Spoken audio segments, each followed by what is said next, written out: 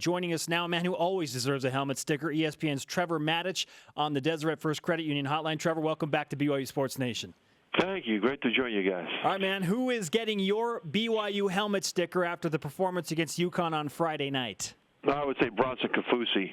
He was all over the field, and I mean, he's the kind of a guy who could just hunker down in one spot and hold down that spot effectively, and he could. But at his size and his talent, you expect him to actually be making plays, and he was. You know, he had that interception, was set up a score, and he was in the backfield disrupting that UConn offense all game long. And so he went above and beyond the call of just his assignment. It was a force and a playmaker. Yeah, I agree with you. He changed the game for me, and I just highlighted it a few minutes ago. The defense won a game for BYU. It was interesting because the offense was putting up a ton of yards, but turning the ball over and not finishing some drives. 30 points is fine, but for the amount of yards BYU had, it probably should have been 40 or 50 points. So, Trevor, who won the game, the defense or the offense on Friday night? Unquestionably, the defense won the game. I mean, that score was tied at 10 at the end of the third quarter. And BYU ends up with 30, but it was three short field scores that really got them over the top in the fourth quarter. There were a couple of turnovers provided by the defense and then that onside kick that BYU recovered. And so they give them credit. They turned those into points. But it was the defense and really the special teams with that onside kick that set up the offense to be able to finally break it loose on the scoreboard. Trevor Matich with us on BYU Sports Nation. What did you learn about the Cougars on Friday night? Well, what I learned was that they are incredibly physically and emotionally resilient. When you look at that month of September and the way that it ended, I mean, that was not just crushing, emotionally to lose that game 31-0 after all the expectations to Michigan, but physically they were spent. That was it. They were done, man, and that was a physical team they had to play against. It wasn't just the cumulative pounding of four tough games. It ended with a pounding by a Michigan team that's been pounding pretty much everybody severely. And so the fact that BYU was able to come back after that and still run 95 plays on offense, even though you're right, they did not finish those drives, and still play a defensive game that really won the game for them, I think shows their resilience and their ability to bounce back from such a deep, dark place that they were at after that Michigan game. Oddly, after this game, we are halfway through the regular season. But going into this week through 5 games, what are you most concerned about with BYU football at this point, Trevor? Well, depth. I'm most concerned about depth because the style of offense that they run is one that puts a lot of stress, especially on receivers. Now, fortunately, they're very deep at receiver, and that's intentional. When they first started running this go fast, go hard, they found that later in the season, receivers' hamstrings started to tighten up because they were running so many plays, and they were also contributing on special teams. And so they had to get more depth at receiver, and they have.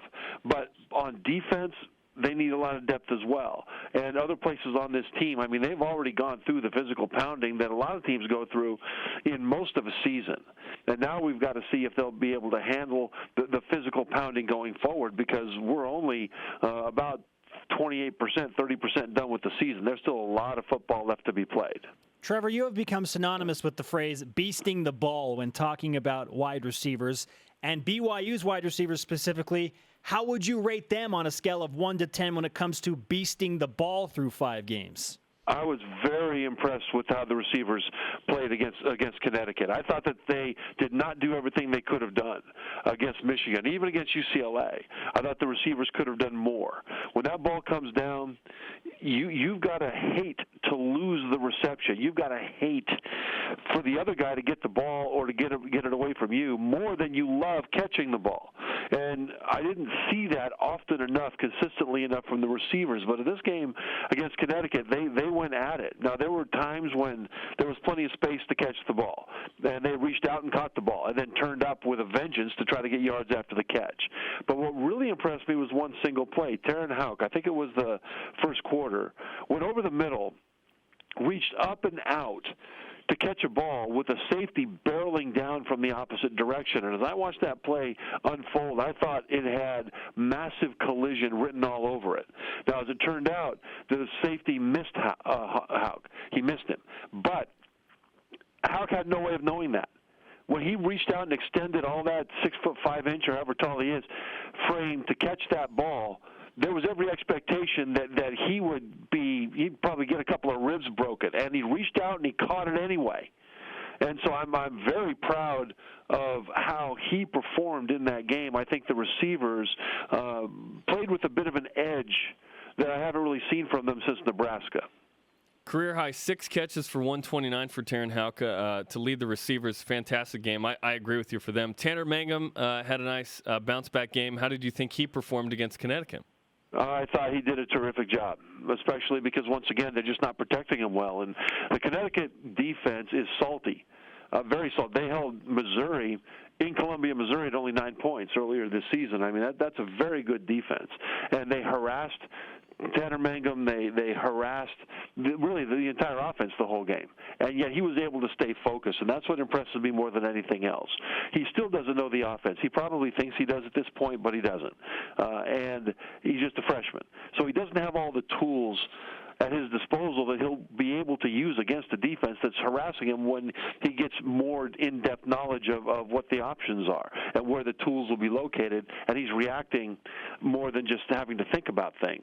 And so I think that given the fact that he was harassed, the fact that he dropped back, 56 times, and still continued to deliver the ball, still continued to stay focused, I thought that was incredibly impressive. And I think when I say quarterback U may be back at BYU, this year I expect him to continue to grow.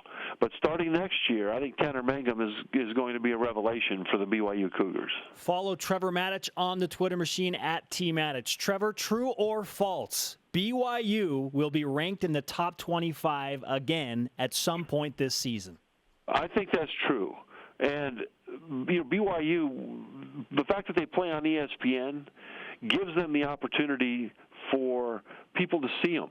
I mean, it would have been terrible if they'd have gone off into the witness protection program after that Michigan game, and that was really the last impression that people had nationally. But the fact that they come back and they play a primetime game against UConn and look as good as they did, and the fact that they've got some real sneaky tough games. I mean, East Carolina coming up here, Cincinnati's a sneaky tough game. They've got Missouri, the two-time defending SEC East champions. They've got some opportunities to get noticed, and especially because so many teams have flaws this year. Very few complete teams, really no complete teams out there that I can see, especially at the top of the rankings. There'll be a lot of movement and churning in the bottom of the top 25, and if BYU takes care of business, I think they can get right back up into it. The reason that's important is for recruiting. BYU needs to recruit all over the nation. And when those recruits look at the rankings, and they always do, if they see BYU's logo in the rankings week after week after week, when they get a call from the Cougars, they'll take that call, and that's important. I noticed today that BYU is the only non-Power 5 team with 2 losses or more receiving votes of any kind. So there's respect from that schedule for BYU. Now in comes East Carolina. An interesting game because East Carolina is a team that has shown that it can hang with some of the big boys, challenge Florida in the swamp, beat Virginia Tech. What do you think of the Pirates? They're dangerous because they're balanced. They don't do any one thing particularly well except for one thing. They lead the nation in third down conversion rate on offense. I mean, they are very good at extending drives. BYU, though, is very good at getting people off the field at third down. So I think that's a strength against strength matchup. Other than that, I think they're a balanced team that can beat you if you're not playing your best. BYU, though, I think has more talent top to bottom, and really where BYU has an advantage, especially since they got some confidence grinding out a rushing attack against UConn this week. The thing about East Carolina is that they're one of the worst in the country on defense at giving up first downs. I mean, you can extend drives on them just like they extend drives on you. And I think BYU's defense will do a better job of getting their offense off the field than the opposite. And so as long as BYU takes them seriously, and there's no reason they shouldn't, then I think that the Cougars will have another opportunity to get another big win. 4 different teams in the top 10 lost last weekend, so a major shakeup at the top of the polls in college football. Trevor, who is the best team in all of college football right now? See, you know what's crazy about that is that when you say best team, most deserving team to be ranked that high, or the most complete team, and I would say there isn't a complete team. Ohio State can't play offense. TCU's defense is decimated with injury. Baylor's defense plays like it's injured a lot of time. Michigan State is giving up a lot of yards through the air, and their offense isn't crushing anybody. Utah right now is number one in the nation in the ESPN power rankings. Now, not the AP or coaches poll. They're number 5 in the AP. But they lead the nation according to the ESPN power ranking. And they're as close to a complete team, I think, as anybody out there right now who is undefeated. Now, if you ask me who the best team in the country right now, I've got to say it's Alabama. Alabama showed against Georgia that they aren't done yet. Their defense dominated one of the best rushing attacks and offensive lines in the country, and they had much better play from their quarterbacks.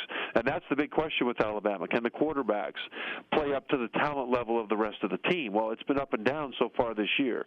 But against Georgia, and a pretty good Georgia defense in a storm, those quarterbacks for Alabama are actually Jake Coker, did a very good job. And if you ask me who the best team is right now, I'd say Alabama, even though I would not rank them number 1 because they lost at home to Ole Miss. Are you headed out on the road this weekend? If so, where are you headed? This week we're at home. Last week we radio College Game Day on ESPN Radio. It's our noon to 7 Eastern radio show. We were supposed to go to Clemson, and I was literally in my car driving from Bristol to Baltimore on the New Jersey Turnpike when I got a message that they canceled the trip because they were afraid of a little rain. So I figured, what are we made of sugar? You know, we can't go out and get wet during a radio show, but it turns out that we can't. Trevor, the sugar cube Matich. There you go. So I'm melting. So we'll be in Bristol for a home radio show again this week, and then we'll be on the road for a while. Trevor, always great to talk to you. We appreciate the insight. Look forward to talking to you again. Thanks, guys.